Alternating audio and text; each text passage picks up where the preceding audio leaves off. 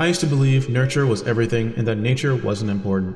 My belief changed because of my own life experience and from reading studies about genetic inheritance. He advocated stoning gays to death. Just saying.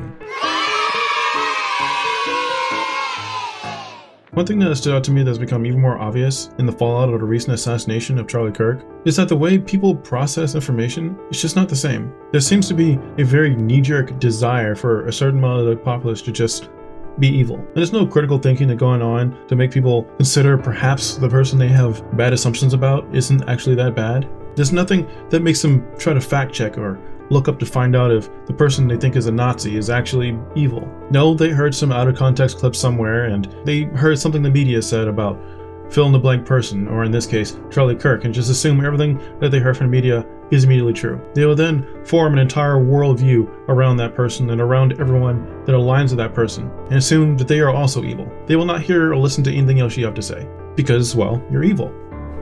Why will they listen? On the other side, you have people who have preconceived notions about a certain worldview, or about certain philosophies, or about certain people, but they're genuinely open to change. And in this case, I'm talking about Stephen King versus J.K. Rowling. But let's start with Stephen King first, because he's definitely the hyperpartisan in this case. Over on X, Stephen King posted, he advocated stoning gays to death.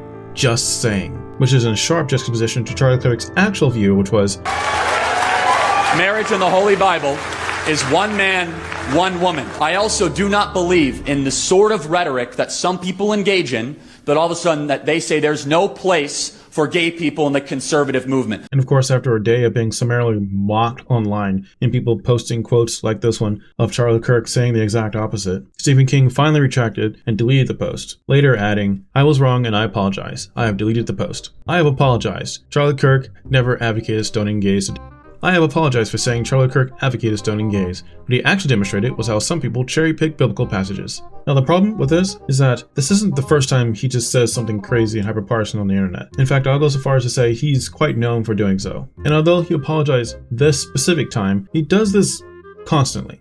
An account called I.O. has said, the thing that stands out about this is how hyperpartisans process information. Mr. King did not ever sit back and try to reconcile his belief that Charlie Kirk advocates stoning gays with the reality that Charlie Kirk had built a following of millions of non-hateful Americans, moved in mainstream political circles, held respectful conversations with gay people, and was able to appear at events on college campuses across the country. He did not ask himself, would a man who advocated stoning gays, to a view which almost certainly fewer than 1% of Americans hold, have ever been able to accomplish all these things? He did not see the disjunction between his belief and reality, because his hyperpartisan brain had so badly impaired his ability to think clearly. I see this thing every day in my replies. And that brings me to my point about hyperpartisanship. Something has happened to a large number of Americans, and frankly people across the world, where critical thought just doesn't seem to exist. How dumb are you? At no point do the crazy beliefs of our fellow Americans ever trip that little wire in our head that says, is this really true? Does half of America really think this? No, they just believe it. And then they're willing to spew it out into the internet. Now, while he has apologized for this, as I said, I think as a result of everyone just constantly mocking him and posting Charlie Kirk's actual words, he finally backtracked. Essentially, he was bludgeoned on the internet and forced to reconcile how wrong he was. I want to show you an example of a public figure that actually does seem to have a modicum of critical thought and is willing to change their ways without having to be forced to do so. Enter J.K. Rowling. Now, this was part of a discussion online which she was having with someone talking about transgender ideas, and the person had quote tweeted them saying, fixed beliefs? What beliefs have you changed, JK? And, well, she replied, I used to believe nurture was everything and that nature wasn't important. My belief changed because of my own life experience and from reading studies about genetic inheritance. In my early 20s, I believed the difference between sexes was entirely due to socialization. I no longer believe that, for the same reasons as above. I used to believe in unilateral nuclear disarmament.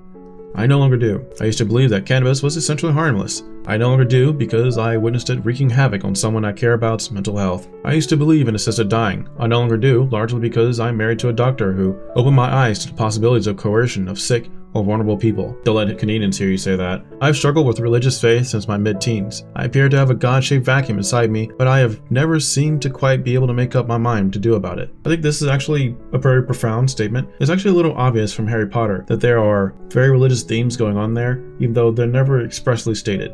Now, I haven't myself watched Harry Potter, but I hear that's true. I could probably list at least 20 more things I've changed my mind about. I don't currently have a single belief that couldn't be altered by clear, concrete evidence. And in all but one case, I know what that evidence would have to be. The exception is the God conundrum, because I don't know what I'd have to see to make me finally come down firmly on either side. I suppose that's the meaning of faith, believing without seeing proof.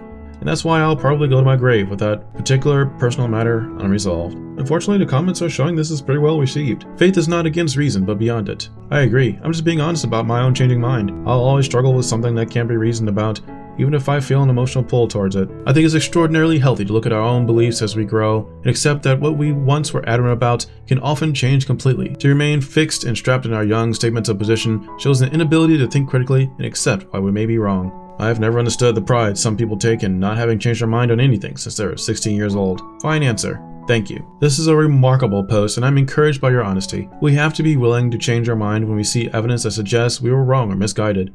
My hope is that the God-shaped hole you speak of can be filled. I don't think it takes blind faith to find God, but every person's path is different. Thanks for sharing, though. I think this is a mental exercise that we could all do to figure out exactly why we believe what we do, and so on and so forth. But I think you understand what I mean. On one hand, you have an accomplished author who just spits out whatever mindless political hyperpartisan thing comes to his mind. And on the other hand, you have a different popular author who tries to be mindful, who tries to actually come to reasoned positions, who struggles and is willing to show that they struggle. Now, J.K. Rowling is very well known for fighting against men in women's spaces, but that fight comes from a place of love. That fight comes from a place where she's actually taken the time to think about what she believes and not just take whatever popular narrative is shoved down her throat that day. And I think that's the difference of a lot of people in this country, in America. Some people are just willing to take whatever's fed them. They want to feel that emotional and moral satisfaction that certain amount of Americans are irredeemable. They're just Nazis and racists, and they must be silenced or else. And then you have a section of the country who try to be reasoned, try to think through things, and try to not just assume the worst of everyone. I don't know what it takes to switch that little thing in a person's brain to make them actually open or susceptible to being persuaded of something different. In fact, part of this channel's journey, part of my whole entire life's journey, has been to try to persuade people and change their mind. That's why this segment is called Balanced Takes. I want to see nuance in something. I want to point out something that a lot of people don't pay attention to. But unfortunately, what I'm seeing is that there is a segment of the country who have just unveiled themselves in the last couple of days. And they have just unveiled that they are not just hyperpartisan, but they're evil. And I think that is very sad. I think that is very unfortunate. And I don't know what it will take to return to some form of reason or some state in a culture where reason prevails. But let's hope that in the wake of the death of Charlie Kirk, we can finally return to sanity. So I'm gonna turn off from the future here. I recorded this 2 days after Charlie Kirk was assassinated. It's been almost a month now, and yeah, things have not cooled down. In fact, even as I speak, there's a controversy over in Virginia of a Democratic Attorney General candidate who's just joking about his political opponent's family being shot. And of course, their local party has been very, very sluggish to actually respond. So yeah, everything's still terrible. What do you think? Are we too far gone? Can the country be redeemed?